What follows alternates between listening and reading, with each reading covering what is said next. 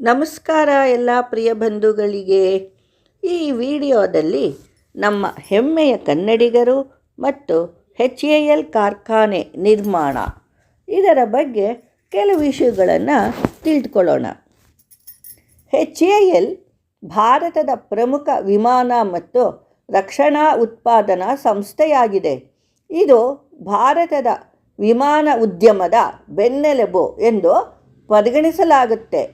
ನಮ್ಮ ಬೆಂಗಳೂರು ಸಿಟಿ ಇಂದು ಬೃಹದಾಕಾರವಾಗಿ ಬೆಳೆದು ಹೆಮ್ಮರವಾಗಿ ನಿಂತಿರಲು ಕಾರಣ 1940ರ ದಶಕದಲ್ಲಿ ಇಲ್ಲಿ HAL ಹಿಂದೂಸ್ತಾನ್ ಏರೋನಾಟಿಕ್ಸ್ ಲಿಮಿಟೆಡ್ ಕಾರ್ಖಾನೆ ನಿರ್ಮಾಣವಾಗಿದ್ದರಿಂದ ಎಂದು ಹೇಳ್ಬೋದು. 1931ರಲ್ಲಿ ವಾಲ್ಚಂದ್ ಹೀರಾಚಂದ್ ಎಂಬ ದೊಡ್ಡ ಉದ್ಯಮಿ ಬೆಂಗಳೂರಿನಲ್ಲಿ ಏರೋಪ್ಲೇನ್ ಕಾರ್ಖಾನೆ ನಿರ್ಮಿಸಬೇಕೆಂಬ ಯೋಜನೆ ಕೈಗೊಂಡರು. ಆಗ ಉತ್ತರ ಭಾರತದ ಅನೇಕ ಗಣ್ಯರಲ್ಲಿ ದೊಡ್ಡ ಸಾಮ್ರಾಟ್ ರಾಜರುಗಳನ್ನೆಲ್ಲ ಭೇಟಿ ಮಾಡಿ ಸ್ಥಳಕ್ಕಾಗಿ ಯಾಚಿಸಿದರು. ಆದರೆ ಯಾರೂ ಮುಂದೆ ಬರಲಿಲ್ಲ, ಸಹಾಯ ಮಾಡಲಿಲ್ಲ. ಕೊನೆಗೆ ನಮ್ಮ ಮೈಸೂರು ಮಹಾರಾಜರನ್ನು ಭೇಟಿಯಾದರು. ಆಗ ಜಯಚಾಮರಾಜೇಂದ್ರ ಒಡೆಯರವರು ರಾಜರಾಗಿದ್ದರು. ಆಗಿನ್ನೂ ಅವರಿಗೆ 21ರ ಹರೆಯದ ಪ್ರಾಯ.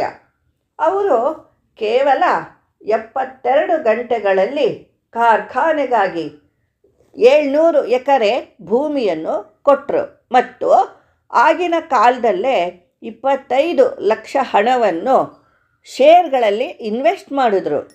ಎಷ್ಟು ಉದಾರಿಗಳು ನಮ್ಮ ಮಹಾರಾಜರು, ನಮ್ಮ ಹೆಮ್ಮೆಯ ಮಹಾರಾಜರು. ಆ ಪ್ರದೇಶ ಈಗಿನ ದೊಮ್ಮಲೂರು ಮತ್ತು ಮಾರತಹಳ್ಳಿ ಆಗಿದೆ. ಆ ವೇಳೆಯಲ್ಲಿ ಅದು ತುಂಬ ಫಲವತ್ತಾದ ಭೂಮಿಯಾಗಿತ್ತು.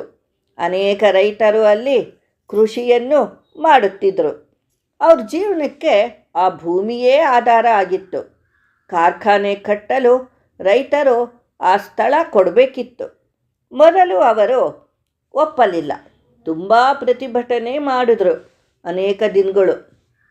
ಅನಂತರ ಅವರ ಮನ ಓಲೈಸಿ ದೇಶದ ಹಿತಕ್ಕಾಗಿ ಕಾರ್ಖಾನೆ ಮಾಡಬೇಕಾಗಿದೆ, ದೇಶದ ಬೆಳವಣಿಗೆಗಾಗಿ ಅದು ತುಂಬ ಮುಖ್ಯ ಎಂದು ಹೇಳಿ ರೈತರನ್ನೆಲ್ಲ ಒಪ್ಪಿಸಿದರು. ಆಗ ರೈತರು ಸಹ ಸ್ಥಳವನ್ನು ತ್ಯಾಗ ಮಾಡಿದ್ರು. ಅಲ್ಲಿ ಭೂಮಿಯನ್ನು ಬಿಟ್ಟುಕೊಟ್ರು. ಈಗ ಸ್ಥಳ ಸಿಕ್ತು. ಅವರ ಬಲಿದಾನವನ್ನು ನಾವು ಸ್ಮರಿಸಲೇಬೇಕು. 1941ರಂದು HAL ಅಧಿಕೃತವಾಗಿ ನಿರ್ಮಾಣವಾಗಲು ಘೋಷಿತವಾಯಿತು. ಜಕ್ಕೂರು ಬಳಿ 211 ಎಕರೆ ಭೂಮಿ ಪೈಲಟ್ ಟ್ರೈನಿಂಗಾಗಿ ಕೊಡಲಾಯಿತು. 1942ರಲ್ಲಿ ಆ ಹಳ್ಳಿಯಲ್ಲಿ ಮೊದಲು ಮಾರುತ್ ಪ್ಲೇನ್ ಕ್ರ್ಯಾಶ್ ಆಯಿತು. ಆದ್ದರಿಂದಲೇ ಅದಕ್ಕೆ ಮಾರುತಹಳ್ಳಿ ಎಂದು ಹೆಸರು ಬಂತು. 1942ರಲ್ಲಿ IISc ಅವರು ಕ್ಲೋಸ್ಡ್ ಸರ್ಕ್ಯೂಟ್ ಟನಲ್ ಮಾಡಿದ್ರು.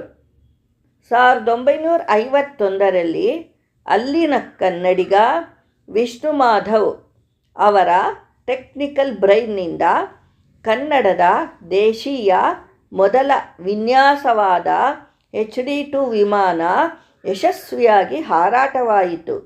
ನಂತರ ಅಲ್ಲಿನ ಕನ್ನಡಿಗ ಡಾಕ್ಟರ್ ಕೋಟಾ ಹರಿನಾರಾಯಣ್ ಅವರ ಸಾಧನೆಯಿಂದ ಅಲ್ಟ್ರಾ ಮಾಡ್ರನ್ ವಿಮಾನ ತೇಜಸ್ಸು ಬಾನಿಗೆ ಹಾರಿತು. ಬೆಂಗಳೂರಿಗೆ HAL ಮತ್ತು IISc ಇವುಗಳ ಕೊಡುಗೆ ಅಪಾರ, ಮರೆಯಲಾಗದು, ಎಂದೆಂದಿಗೂ ಸ್ಮರಿಸಿಕೊಳ್ಳುವಂತಹದ್ದು. HAL 1942ರಲ್ಲಿ central ಗೌರ್ಮೆಂಟ್ಗೆ ಸೇರಿಕೊಂಡಿತು. ಆದ್ದರಿಂದ ಅಲ್ಲಿ ಎಲ್ಲ ಭಾಷೆಯ ಕಾರ್ಮಿಕರು ಅಲ್ಲಿದ್ದರು. ಅವರಲ್ಲಿ 70ರಿಂದ 80% ತಮಿಳ್ ಭಾಷೆ ಮಾತಾಡುವವರಿದ್ದರು. ಅವರು ಕನ್ನಡಿಗರನ್ನು ಕೀಳಾಗಿ ನೋಡುತ್ತಿದ್ದರು.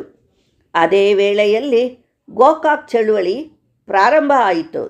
ಆಗ HAL ಕನ್ನಡ ಸಂಘದವರು ಎಚ್ಚೆತ್ತು ಅವರು ಅದರಲ್ಲಿ ಹೋರಾಡಿದ್ರು.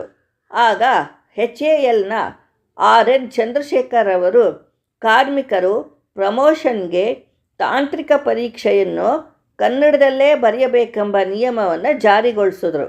ಇದರಿಂದ ಇತರರೂ ಸಹ ಕನ್ನಡ ಕಲಿತರು. HAL ಕನ್ನಡ ಸಂಘದವರು ನೂರಾರು ಕನ್ನಡ ಪುಸ್ತಕಗಳನ್ನು ಮುದ್ರಣಗೊಳಿಸಿ ಕಾರ್ಮಿಕರಿಗೆ ಓದುವಂತೆ ಅನುಮೋದಿಸಿದರು. 2001ರಲ್ಲಿ ಓಲ್ಡ್ ಏರ್ಪೋರ್ಟ್ ರಸ್ತೆಯಲ್ಲಿ ಏರೋನಾಟಿಕಲ್ ಅಡ್ವಾನ್ಸ್ಡ್ ಮ್ಯೂಸಿಯಂ ಪ್ರಾರಂಭ ಮಾಡಿದರು. ಇಂದು HAL ಸುಮ್ಮನೆ ಕುಳಿತಿರದೆ 5ನೇ ತಲೆಮಾರಿನ ಸೆಲ್ಫ್ ವಿಮಾನ ತಯಾರು ಮಾಡುತ್ತಿದೆ. ಇಲ್ಲಿ ವಿವಿಧ ರೀತಿಯ ವಿಮಾನಗಳು ನಿರ್ಮಾಣವಾಗುತ್ತಿದೆ. ತೇಜಸ್ ಯುದ್ಧ ವಿಮಾನ ಮತ್ತು HTT-40 ತರಬೇತಿ ವಿಮಾನ, ಕೆಲವು ಆಧುನಿಕ ಹೆಲಿಕಾಪ್ಟರ್ಗಳಾದ ಧ್ರುವ್ ಮತ್ತು ಪ್ರೇಮ್ಚಂದ್ ಆಗಿವೆ. ಈ ಸಂಸ್ಥೆ ವಿಮಾನ ಮತ್ತು ಹೆಲಿಕಾಪ್ಟರ್ಗಳಿಗೆ ಅಗತ್ಯವಾದ ಎಂಜಿನ್ಗಳನ್ನು ತಯಾರಿಸುತ್ತಿದೆ. ಹೀಗೆ HAL ಭಾರತದ ಹೆಮ್ಮೆಯ ಸಂಸ್ಥೆಯಾಗಿದ್ದು ಇಂದು ವಿಶ್ವದ ಪ್ರಮುಖ ವಿಮಾನ ತಯಾರಿಕಾ ಸಂಸ್ಥೆಗಳಲ್ಲಿ ಒಂದಾಗಿ ಬೆಳೆದಿದೆ. ಭಾರತದ ರಕ್ಷಣಾ ಸಾಮರ್ಥ್ಯವನ್ನು ಬಲಪಡಿಸುವಲ್ಲಿ HAL ಅಪಾರ ಕೊಡುಗೆ ನೀಡುತ್ತಿದೆ. ಅಂದು HAL ಆಗಿದ್ದರಿಂದಲೇ ಇಂದು ಬೆಂಗಳೂರು IT-BT ಉದ್ಯಮಗಳಿಂದ ರಾರಾಜಿಸುತ್ತಿದೆ. ಇಂದು ಬೆಂಗಳೂರು ಇಷ್ಟು ಮುಂದುವರೆದಿರುವುದು ಅಂದಿನ HAL ಬಂದಿರುವುದೇ ಕಾರಣ.